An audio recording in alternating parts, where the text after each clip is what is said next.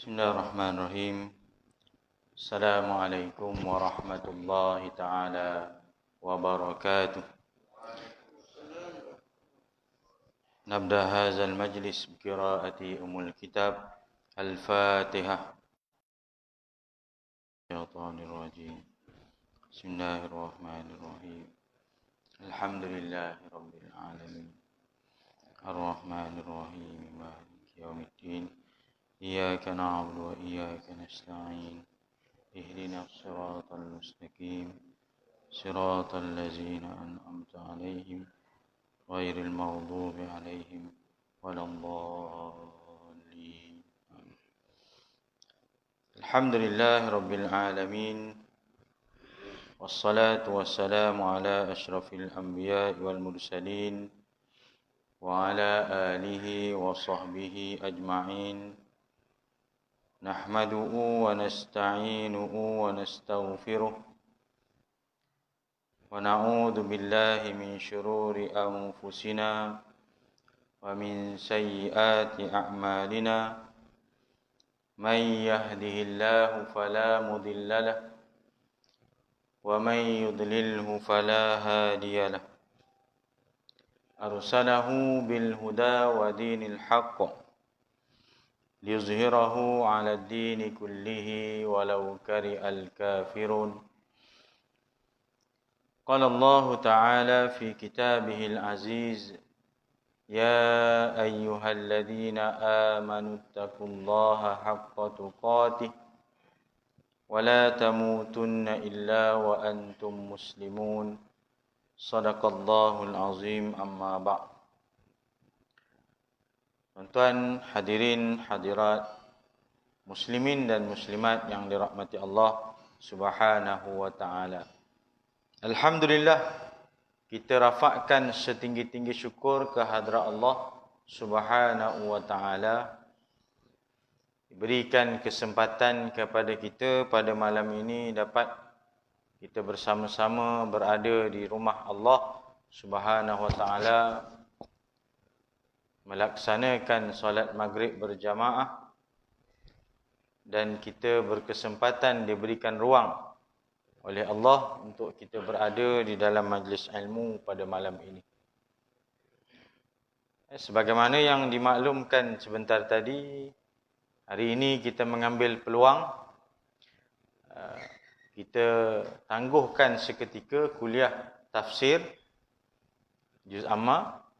Kita isi dengan tazkirah bersempena dengan kedatangan Ma'al Hijrah 1442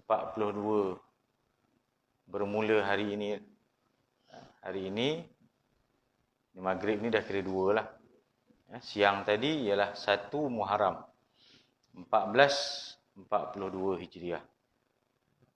Kita berubah pada kalender yang baru, tahun yang baru 1442 Hijriah, meninggalkan kalender 1441 Hijriah. Jadi apabila setiap kali berlakunya pertukaran tahun ini, pastinya ada ruang-ruang yang kita gunakan untuk muhasabah diri kita. Walaupun sebenarnya ruang muhasabah ini tidak perlu kita tunggu sehingga ujung tahun.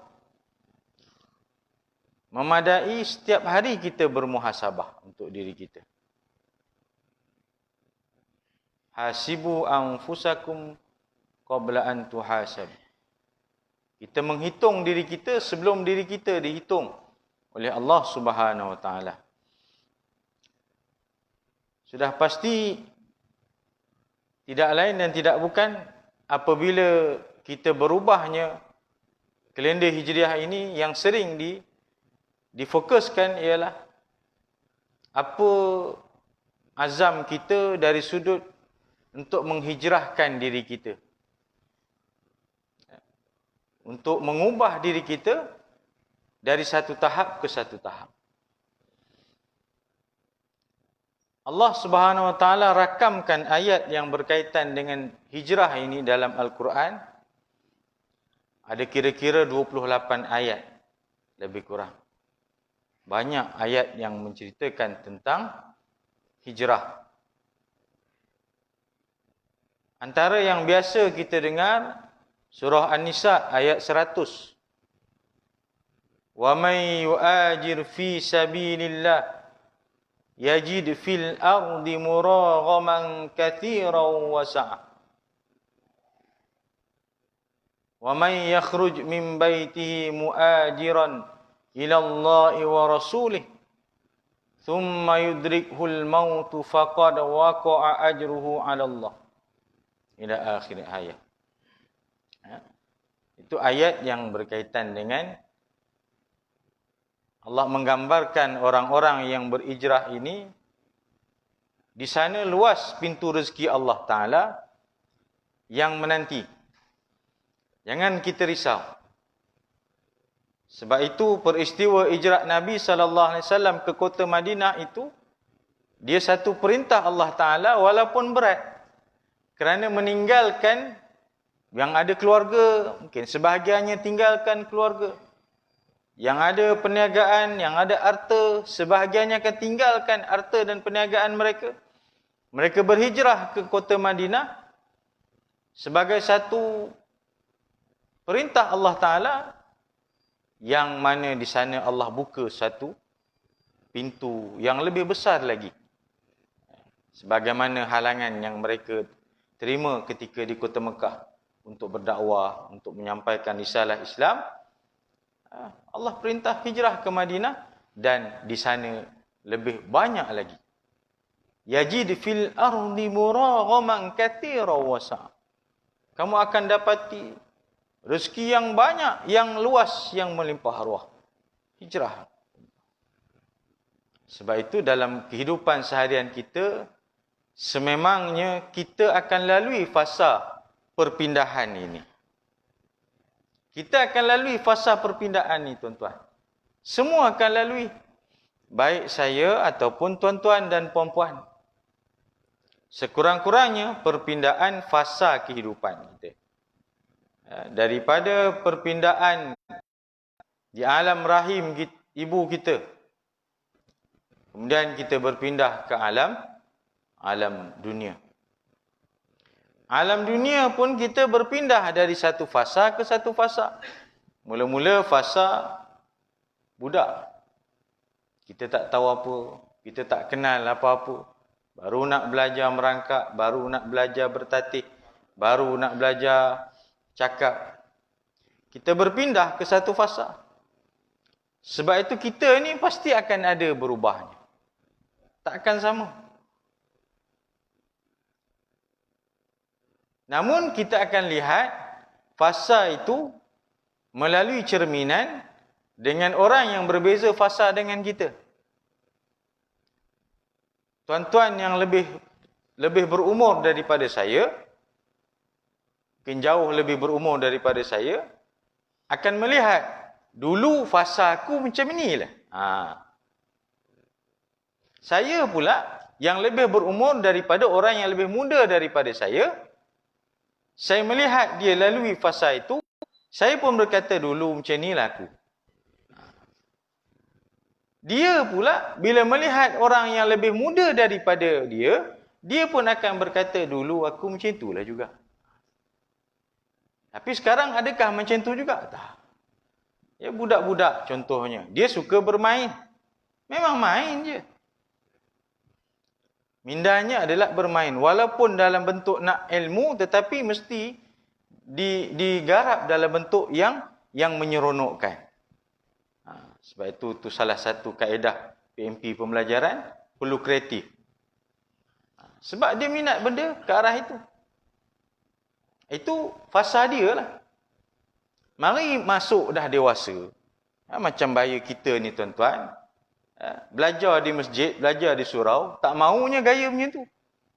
Takkanlah saya nak mengajar masjid di surau ini serupa gaya macam mengajar budak-budak sekolah yang ada main-main sikit, gitu gini seronok-seronok.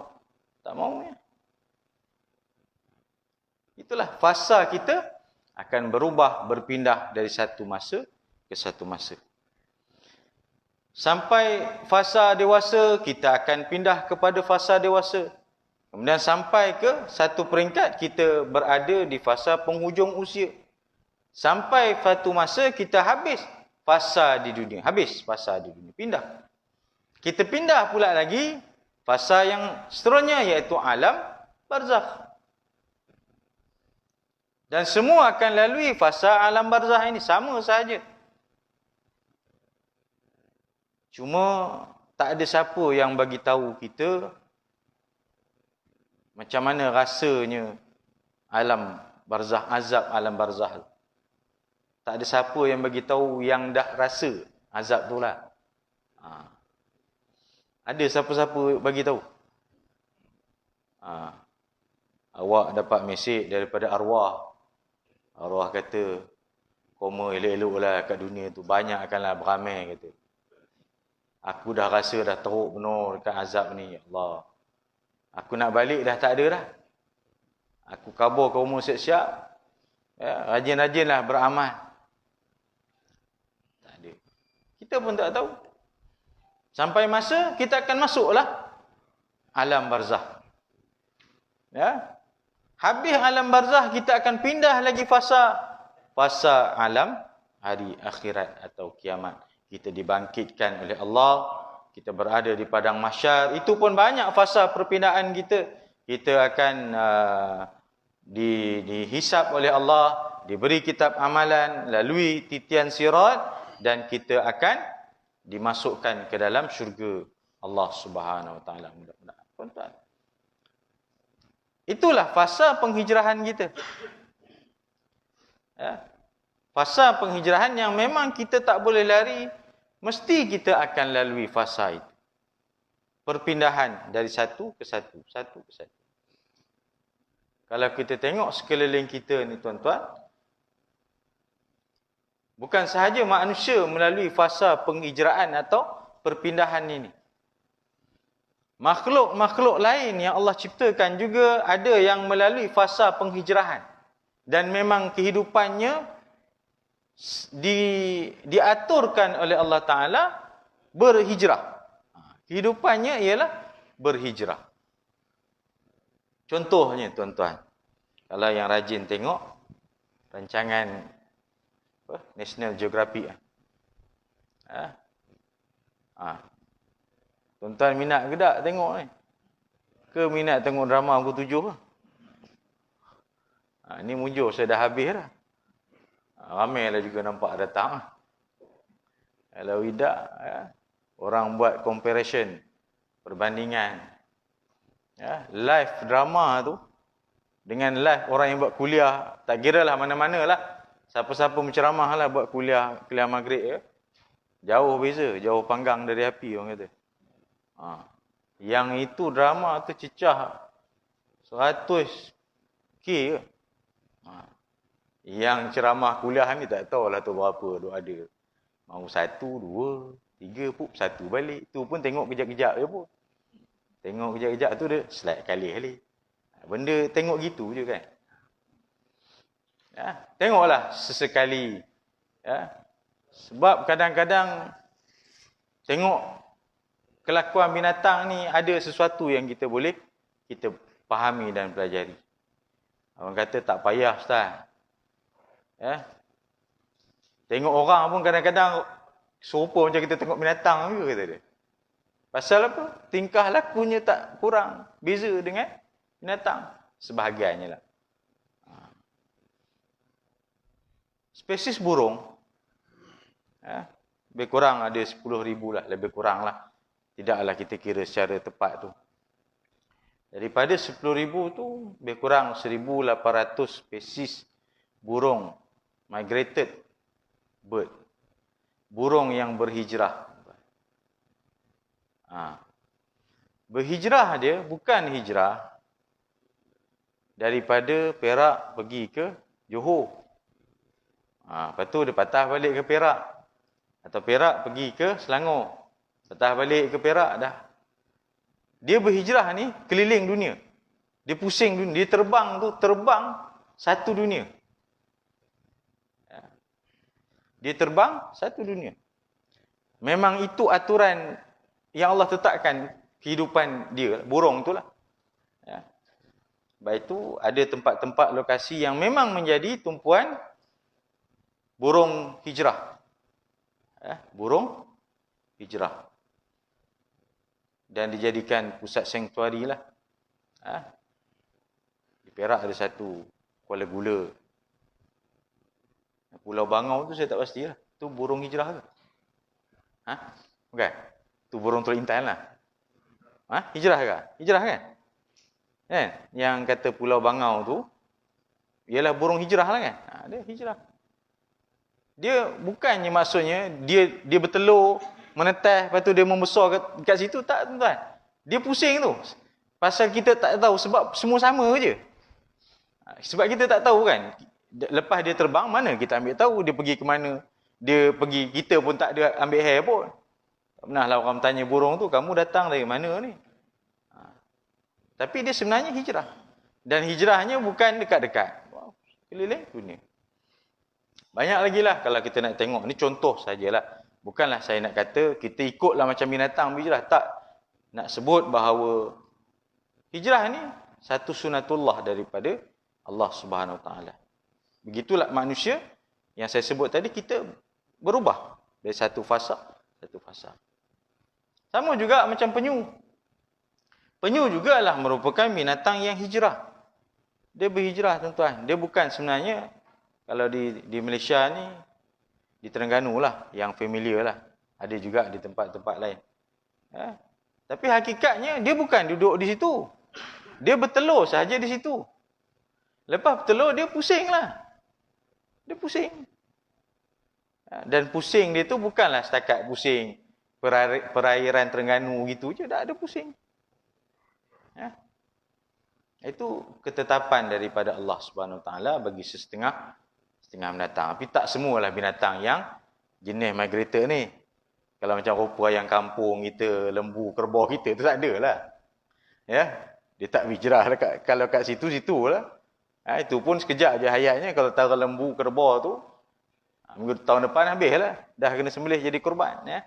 Nak cerita itu adalah merupakan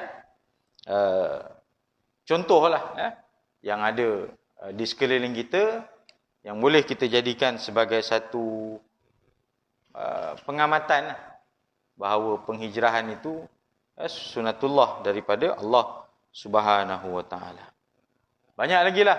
Tuan-tuan buatlah, carilah, tengok sana. Ya.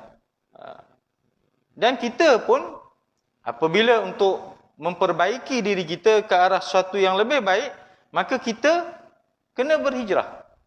Kena pergi satu peringkat ke satu peringkat. Kalau dia bekerja contohnya. Kalau dia statik je, tak ada naik pangkat, tak ada orang kata apa, ambil peluang untuk buat kerja yang lebih baik, pergi ke sana ke sini, dia takkan berkembang. Dia punya kita kata pembangunan sumber manusia dia tak akan berkembang. Kemahiran dia tak akan berkembang, pengalamannya tak akan berkembang. Ada tak orang yang kerja, daripada mula dia bekerja, sampai pencen, tempat yang sama je? Ada ke tuan-tuan? Ada tuan-tuan yang dah pencen? Daripada start dia lapor diri, sampailah habis pencen, situlah tempatnya. Mungkin ada kot satu dua. Ya. Tapi untuk perkembangan, kena begitu. Kalau dia daripada grade sokongan, dia masuk grade 19. Naik kanan, jadi grade 22. Naik lagi. Dan naik itu biasanya dia tak duduk situ lah. Oleh kerana kamu nak naik pangkat, hantar ke sana. Naik lagi 32, naik 36, naik 41. Naik 44, naik 48. Naik 52, naik 54, naik jusasi. Cukup jusasi? Cukup? Tak puas. Pasal tak dapat lagi, kata cukup lah. Tapi kalau dah dapat, rasanya boleh lagi ni. Dia mengidam pula jusai. Turus juga. Dia naik. Begitulah kita. Manusia ni memang akan lalui fasa penghijrahan. Kita akan lalui. Ya. Sebab itu hijrah, kita boleh fahami dari sudut apa yang Nabi lalui sebagai peristiwa hijrah. Itu satu sejarah yang perlu kita hayati. Yang kedua, hijrah, yang ini yang saya nak bawakan pada malam ini. Ya. Hijrah secara maknawinya. Ya. Hijrah secara maknawinya. Apa yang kita nak hijrahkan dalam diri kita, dan hijrah apakah yang terbaik di sisi Allah Subhanahu Wa Taala, serta bagaimana kita nak tahu orang itu benar-benar dah berhijrah ataupun dah berubah. Itu dia punya KPI atau kayu pengukur dia. Apa yang kita nak jadikan. Ya. Hari ini secara kita kata apa? Terkaitlah pula berkaitan kebetulan kita ini melalui fasa-fasa COVID-19. Ya. Maka kita berhijrah, berubah 360 darjah. Dulu tak ada masalah. Nak datang masjid, nak datanglah. Siapa-siapa nak datang macam mana apa semua, tak ada datang. Nak berjumpa, nak buat majlis, nak buat apa, semua tak ada masalah. Dengan norma-norma yang baru, kita berubah. Berubah terus 360 darjah. Ada SOP. Jaga SOP ni tuan-tuan. Walaupun kita nampak macam dah tidak sebagaimana awal-awal dulu, tapi tetap kena berhati-hati. Ya. Ni, SOP yang masjid ni, yang utama, sejadah, mask. Tunjuk mask. Orang komplain, dia kata, ustaz yang mengajar tak pakai mask. Kita pakai mask, tuan-tuan. Masuk masjid sembahyang, kita pakai mask. Tapi time mengajar, kita buka lah. Sebab ada jarak daripada sini dengan tuan-tuan yang dengar. Saya yakin, kuliah ni tak ada masalah. Sebab sebelum PKP pun memang dah jarak dah. Bab jarak time kuliah tu saya yakin tak ada masalah. Yang tu confirm orang boleh akan patuh. Sebab dia dah rehearsal lah. Ya? Sebelum PKP ni, satu sana. Ini mujur, ruangnya taklah besar. Kena masjid yang nu. Ya, sayup dia tengok rupanya nu, bawah tiang tu ada 2 orang bawa ni. Kita ingat PKP, belum PKP pun dah mengamalkan penjarakan. Bukan penjarakan lagi dah, penjauhan. Yang kedua, mask. Peringatkan balik. Pengerusi hari tu sebut, kata polis buatlah rondaan, kata dia. Datang masjid supaya jemaah-jemaah ni alert balik. Ya. Peringat balik. Dulu kita Pak Imam sebelum sembahyang, kita seru. Saf. Lurus dan rapatkan saf. Sekarang dah pusing 360 darjah. Saf, okey lagi, boleh sebut lagi saf tu. Sebab kena dalam saf. Sila jarakkan saf. Dulu rapatkan saf, ini kena sebut. Sila jarakkan. Jarak kata. Sila duduk di saf yang dah ditandakan. Itu. Beza. Habis salam. Habis sembahyang, kita salam. Sekarang tak ada dah. Habis sembahyang. Habis tinggi pun macam ni. Saya pun tak faham.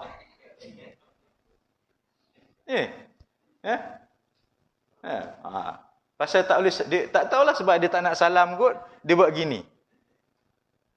Norma barulah barangkali kot. Ataupun menggantikan salah. Wallahualam. Saya pun jenuh fikirlah, kalau tuan-tuan ada jawapannya, mungkin boleh. Kalau nak kata elak sentuhan, sentuh juga. Tapi tak tahulah, wallahualam. Ya. Norma baru. Masjid buat kuliah. Kuliah pun terhad.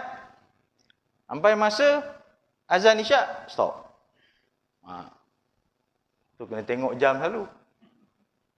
Itu norma baru. Kita berubah 360 darjah. Kenduri. Setakat ni untuk masjid kita masih lagi agak ketat lah. Kita belum boleh lagi aktiviti selain daripada sembahyang berjamaah, kuliah maghrib dan kuliah subuh sahaja yang dibenarkan. Kuliah duha Untuk masjid surau belum lagi dibenarkan. Tapi kalau tuan-tuan nak buat kat rumah ke, nak buat dekat dewan ke, itu terpulanglah sebab dia tak berkait dengan masjid dan surau. Sama lah macam kenduri. Masjid dengan surau masih belum boleh lagi buat kenduri. Terus tengok nasi bungkus tak apalah, drive thru tak apa. Balik ambil balik, itu tak ada masalah. Tu kita akan lalui fasa perubahan dalam COVID ini.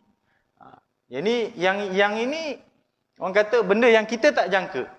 Kita tak jangka. Satu masa akan kita lalui situasi yang macam ini. Sampai bila? Wallahu a'lam. Kita doalah semoga Allah Taala memberikan jalan keluar terhadap permasalahan ini, ya. Namun hari ini kalau tak silap saya, kes tempatan kosong. Kes tempatan lah, tapi yang ada kes import. Betul ke? Betul. Kes tempatan kosong lah. Tapi dia kadang-kadang tak tentu lah. Hari ni kosong, besok ada. Kita tahu. Kita doa je lah. Dan kita berusaha. Baik, tuan-tuan yang rahmati Allah Ta'ala. Hijrah apakah yang terbaik sebenarnya, tuan-tuan? Malam ni kita nak sentuh hijrah apa yang terbaik? Ayu hijratu afdal? Apakah hijrah yang terbaik? Maka sudah pastilah yang disebut dalam satu riwayat menyatakan man hajara ma harramallahu alaihi. Hijrah yang terbaik ialah orang yang berhijrah terhadap ataupun berhijrah daripada apa yang Allah haramkan. Al-muhajir man hajara ma nahallah. Orang yang berhijrah itu ialah orang yang meninggalkan apa yang ditegah oleh Allah Subhanahu Wa Taala. Itu hijrah yang terbaik. Hari ini macam-macam tema hijrah tu banyak. Ya. Hijrah fizikal, hijrah kerja dan sebagainya. Tapi hijrah yang terbaik ialah kita meninggalkan apa yang dilarang oleh Allah Subhanahu Wa Taala. Maka kita tinggalkan kepompong dosa tu. Kita berada dalam kepompong dosa, kita berada dalam zon melakukan dosa dan maksiat kepada Allah Ta'ala, kita tinggalkan zon itu, itulah merupakan hijrah yang terbaik di sisi Allah Subhanahu Wa Ta'ala. Tapi bukan mudah, tuan-tuan. Kerana saban hari ujiannya begitu banyak. Ada saja ujiannya. Untuk kita mengelakkan diri kita daripada melakukan dosa. Sebab itu Allah Ta'ala mengajarkan kita sebagai manusia biasa, apabila kita terjebak melakukan dosa atas sebab kelemahan iman yang kita ada, Allah ajarkan walladzina idza fa'alu fahishatan aw zalamu anfusahum dzakarullaha fastaghfaru lidzunubihim wa may yaghfirud dzunuba illallah. Walladzina idza fa'alu fahishatan aw zalamu anfusahum. Dan mereka-mereka yang apabila melakukan fahishah, dosa, maksiat, aw zalamu, atau melakukan kezaliman kepada dirinya, zakarullaha fastaghfaru lidzunubihim. Maka ingat, cepat-cepatlah ingat akan Allah Subhanahu Wa Taala. Cepat-cepat ingat akan Allah Ta'ala. Ujian kita ni tak sama, tuan-tuan, mengikut tingkatan iman kita. Kalau kita biasa saja, mungkin taklah tinggi keimanan kita. Tapi kalau dahsyat tingkatan kita, maka lagi dahsyatlah ujian kita. Azan kumandang. Elok nak ambil songkok. Dekat dengan TV. Dah mula pula siaran. Kejaplah. Tak apa. Boleh masbuk. Tengok TV. Bang, masjid bang. Tak apa. Imam biasa dia lewat sikit. Dia baca panjang sikit. Sempat lagi. Ujian. Nak datang masjid. Ujian. Nak sembahyang, ujian. Nak sembahyang berjemaah pun ujian Allah Ta'ala. Macam-macam ujian Allah Ta'ala. Jadi apabila kita melakukan dosa, maka segeralah Zakarullah, ingat Allah, fastaghfaru lidzunubi, mohonlah ampun terhadap dosa yang kita lakukan. Jadi apabila kita dapat mengeluarkan diri kita dari kepompong dosa, itulah hijrah yang terbaik. Jadi ulama menggariskan bagaimana kita nak tahu mereka ini yang benar-benar sudah berhijrah, sudah berubah, sudah melakukan perpindahan diri dia. Maka ulama menggariskan, ya. Ulama kata, atadruna minat taib, adakah kamu atadruna manit taib, adakah kamu nak tahu siapa orang yang benar-benar sudah berubah, sudah berhijrah, sudah bertaubat ni? Bila kata dah bertaubat ni, yang dah berubah lah, yang dah berhijrah. Maka kita tengok dia punya KPI dia, kayu pengukurnya tuan-tuan. Mana sempat salin, boleh salin. Tak sempat salin, tak apa. Tuan-tuan tengok je lah dia punya videonya nanti. Yang pertama, wa man taba wa lam yata'allam bil ilmi falaysa bitaibin. Kayu pengukur pertama, kalau dia betul-betul sudah bertaubat, sudah berubah, sudah berhijrah, wa lam yata'allam bil ilmi, tapi dia tidak belajar ilmu, falaysa bi ilmi. Falaysa bitaibin. Maka dia belum lagi berubah. Dia belum berubah sebenarnya. Kalau semata-mata dia berubah zahir sahaja, tapi dia tidak belajar ilmu, maka dia belum berubah. Balik Mekah, dia punya semangat tu kuat lagi. Balik haji kan. Pergi Mekah ni rajin tuan-tuan. Masjid, jarak hotel dengan Masjidil Haram ni biasa jauh. Kalau pergi haji lah, umrah ni biasa dekat. Pergi haji. Semangat haji ni lain sikit banding umrah, sebab dia duduk lama. Umrah sekejap je. Balik haji lama. Setiap waktu dia pergi masjid. Hari-hari Masjidil Haram. Hari-hari Masjidil Haram.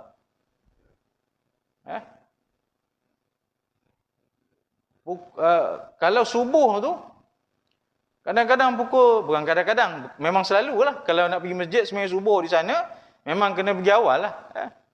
2 pagi dah pergi. Biasa tu 2 pagi. Sini, buatlah pukul 2 pagi datang ni.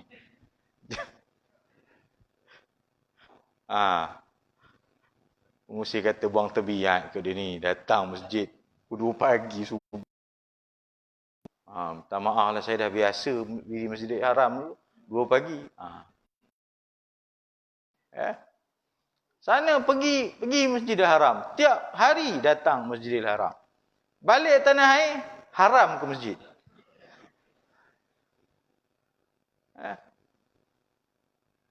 Ilmu. Kena ada ilmu. Kita pergi Mekah ni sebab apa? Sebab awak nemankan orang rumah je. Saya orang rumah nak pergi Mekah, awak tidak pun nak pergi. Tapi orang rumah tak ada mahram. Kalau awak tak pergi, siapa? Dia pun tak boleh pergilah pasal mahram tak ada. Awak ngikut je lah. Duit pun memang banyak sebenarnya. Exchange amat. Pergi bukan sebab ilmu.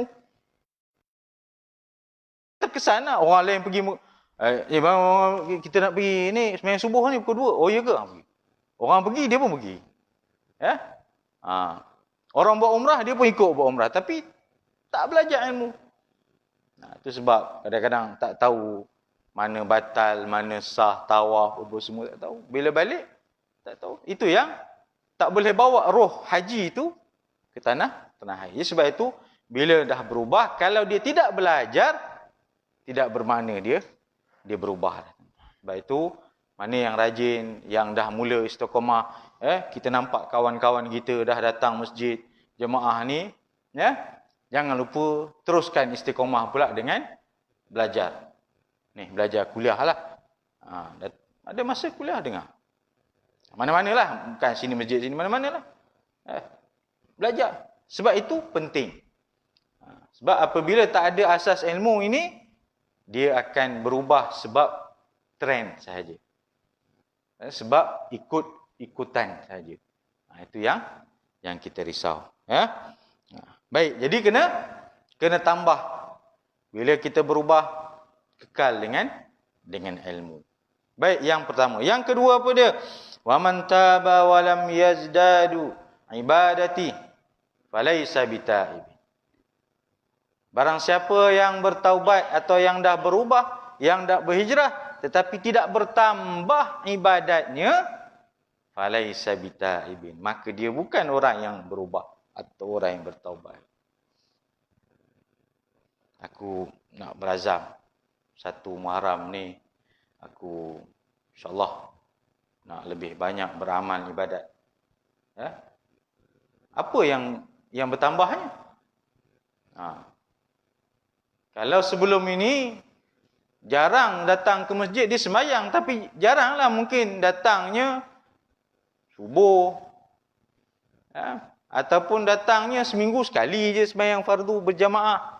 Yang lainnya sembahyang kat sendiri kat rumah ke. Bila kata berazam, ada nilai tambah. Apa yang bertambah ibadat kamu? Ya, setiap waktu saya datang berjamaah di masjid. Ada nilai tambahnya, ibadatnya. Saya berazam apabila masuk tahun baru 1442 Hijrah, saya nak rajin mengaji. Rajin mengaji. Ya. Apa nilai tambahnya? Kalau tahun lepas, bulan Ramadan saja yang saya buka Quran mengaji. Mula tahun 1442 Hijrah ni, saya azam sehari saya nak khatam 1 juzuk sebagaimana bulan Ramadan. 1 hari 1 juzuk. Tiap-tiap hari. Maknanya sebulan sekali khatam. Kalau 12 bulan, setahun 12 kali khatam. Kalau buat, alhamdulillah. Ini baru alif lam mim. Bang, dah mula dah bang, rancangan ni bang. Tinggal sadaqallahul azim. Baru je nak mula. Ya. Apa nilai tambah? Aku nak puasa sunat lah tahun ni. Ni 10 Muharram. Sunat. Puasa 10 Muharram. Jangan duk kisah bubuh Asyura je. Puasa tu yang penting tu. Bubuh Asyura tu tak buat pun tak apa. Puasa tu yang penting. Jadi apa nilai tambah kita? Kalau ada nilai tambah, alhamdulillah, maknanya betul kita nampak dia berubah. Aku berazam takkan tinggal solat sunat rawatib. Sebelum ke atau selepas. So, tunjuk. Tengok-tengok, rupa itu juga. Lepas sembahyang, Assalamualaikum warahmatullahi. Doa pun tak ada. Ya Allah, Tuhanku, macam biasa. Ya. Macam mana kita nak kata nilai tambah kepada ibadah kita? Kalau tidak ada pertambahan dari sudut ibadah kita. Itu yang kedua, tuan-tuan. Yang ketiga, wa man taba wa lam yardal khusama falaysa bitaibin. Barang siapa yang berhijrah tapi masih tidak tinggalkan sifat bermusuhan, maka dia bukanlah orang yang dah berubah. Kita ni tuan-tuan dengan manusia ni, kena adalah sifat saling memaafi. Wal afina 'anil nas. Memaafkan antara satu sama lain. Kadang-kadang tak ke mana pun tuan-tuan. Kita nak bermusuhan ni tak ke mana pun. Tak ke mana. Ni sampai 7 keturunan. Punya musuhnya. Aku akan haramkan untuk jejakkan kaki aku pergi kenduri rumah kamu.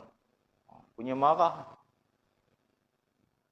Tak ada ke mana. Musuh kita yang sebenarnya bukan yang depan kita ni. Allah sebut musuh kita yang sebenarnya ialah syaitan. Innahu lakum aduwwum mubin. Dialah musuh kita. Kerana dia yang cucuk kita dengan orang yang kita musuh, maka kita jadi bermusuhan.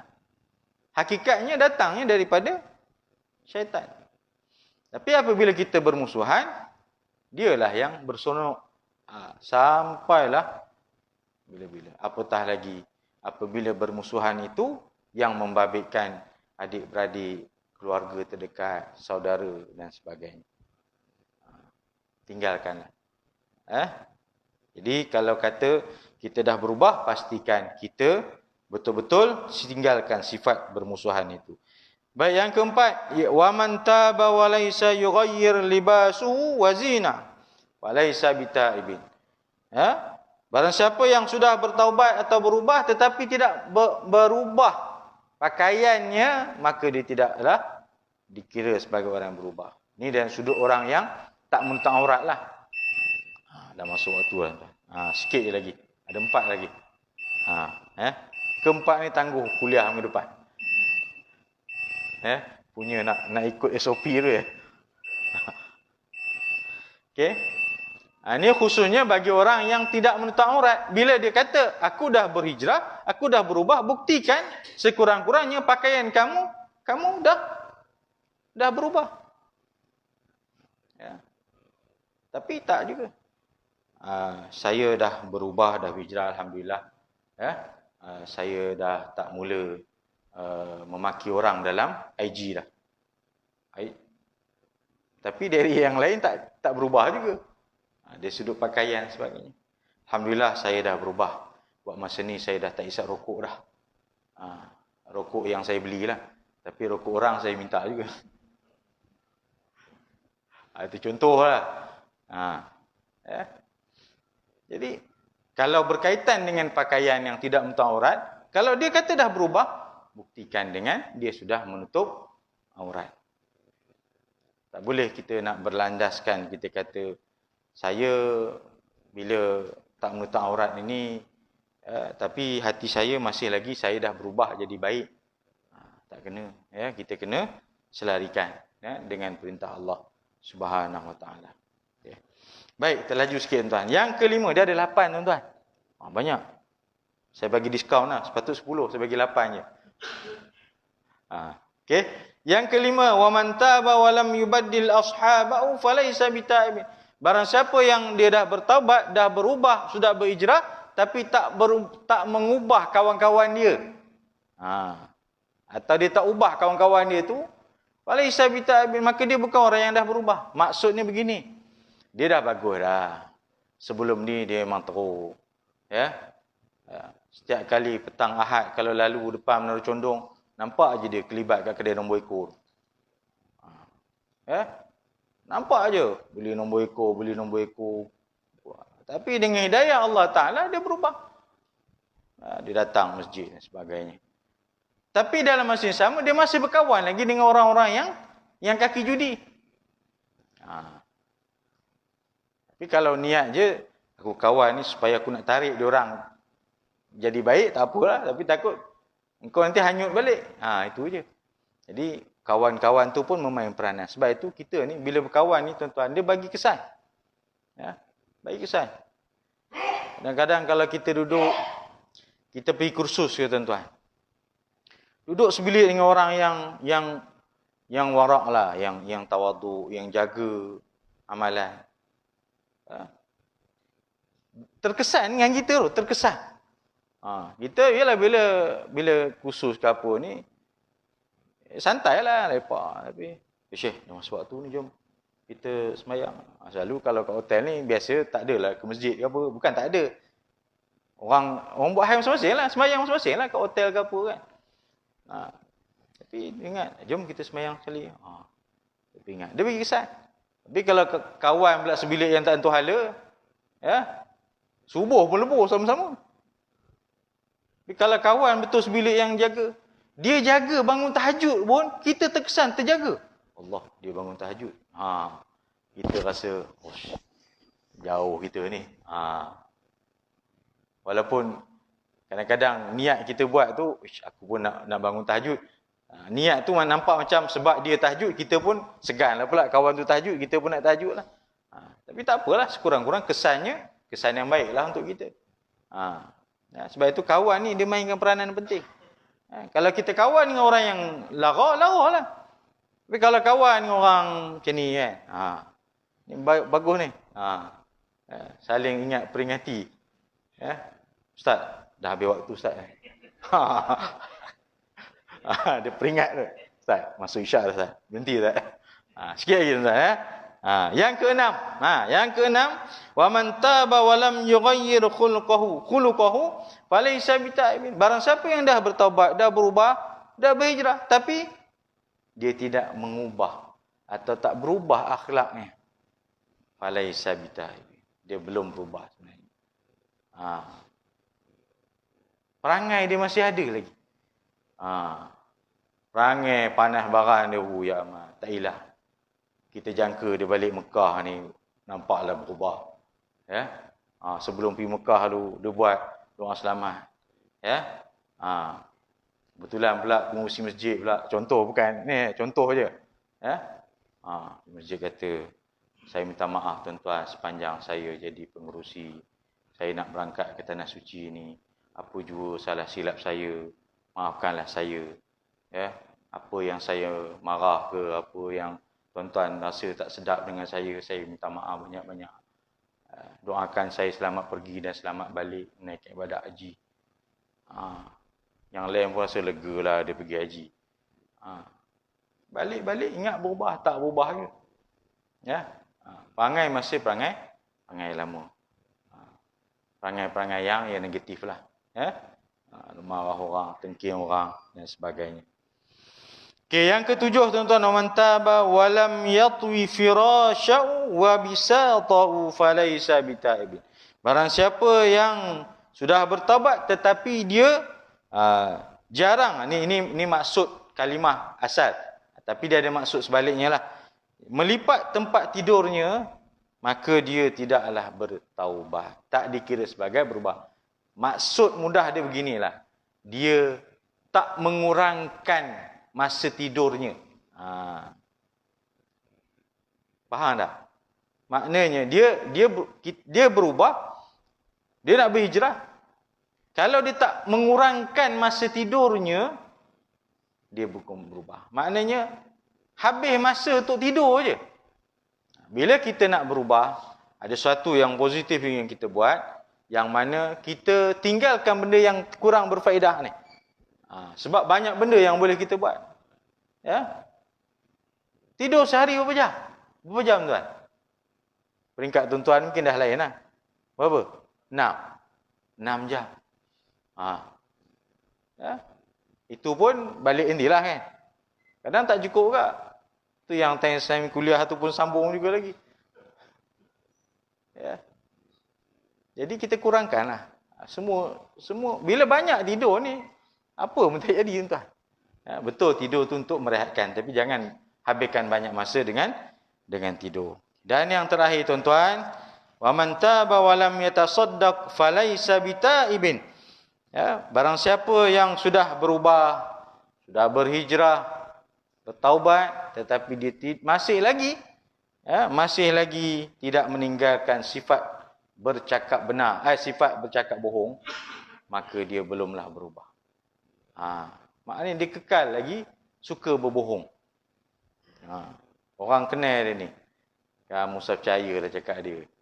10 dia cakap, 11 aku tak percaya. Bukan 10 cakap, 8 tak percaya. 10 dia cakap, 11 aku tak percaya langsung. Maknanya apa pun tak boleh pakai. Sembang je. Sembang kari orang kata. Caki putar. Jumpa orang ni cakap macam ni. Pergi jumpa orang tu pula, dia cakap macam ni pula. Jumpa orang sana pula, cakap lain pula. Musing-musing. Jadi kalau kata kita benar-benar tak berubah, maka kita tinggalkanlah sifat pembohong itu. Tidak bercakap benar. Cakaplah benar.